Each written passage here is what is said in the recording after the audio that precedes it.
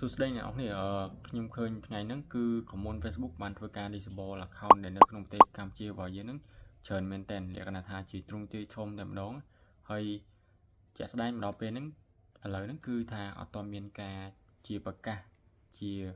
official ពីខាង common Facebook ថាមូលហេតុអីបានគេធ្វើការ disable account ដែលនៅក្នុងប្រទេសកម្ពុជាយើងច្រើនដល់ថ្នាក់ហ្នឹងទេ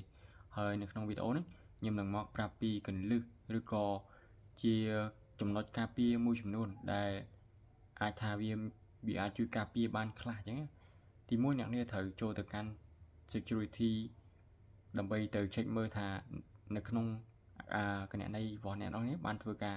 បើកនៅមុខងារសុវត្ថិភាពគ្រប់លក្ខខណ្ឌរបស់គេអស់នៅអាចថាទីមួយតកតើងទៅនឹង two step verify ទី2តកតើនឹង key pass ហើយទី3បើសិនជាអ្នកនេះត្រូវនេះអាចថាត្រូវដូរលេខកូដក៏ដូរទៅហើយចំណុចបន្ទាប់ទៀតគឺតកតើនឹង email recovery ឬក៏លេខទូរស័ព្ទដៃអ្នកនេះត្រូវធ្វើការ add ឲ្យអស់ដាក់បំពេញឲ្យគ្រប់ជ្រុងជ្រោយដើម្បីជៀសវាងក្នុងករណីបើសិនជាមានបញ្ហាយើងពិបាកក្នុងការទៅដោះស្រាយនឹងថាត្រូវបានលេខទូរស័ព្ទមកពីណាលេខទូរស័ព្ទខូចហើយមិនដឹងថាត្រូវបានអីគេផ្ញើមកលេខកូដផ្ញើមកដើម្បីឲ្យយើងដោះស្រាយបានឬក៏លេខទូរស័ព្ទអីចឹងគឺត្រូវអ្នកនេះត្រូវទៅ add ឲ្យអស់គ្រប់ជ្រុងជ្រោយឲ្យគ្រប់លក្ខខណ្ឌហើយមួយទៀតតាក់ទងទៅនឹងអ្នកទាំងនេះមាន account 2 account ទី1ឈ្មោះពិត account មួយទៀតឈ្មោះខ្លាំងខ្លាយអីចឹងប៉ុន្តែមនុស្សតែមួយអាហ្នឹងក៏វាអាចជាបញ្ហាដែរ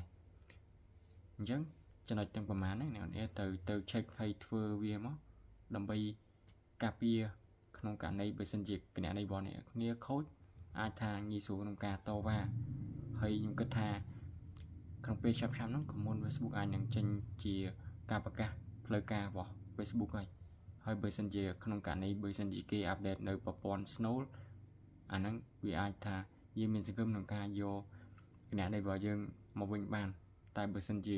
ក្នុងករណីយើងធ្វើខុសនៅគោលការណ៍អាហ្នឹងវាថារៀងពិបាកទីក្នុងការដែលយើងទៅតវ៉ាជាមួយគេ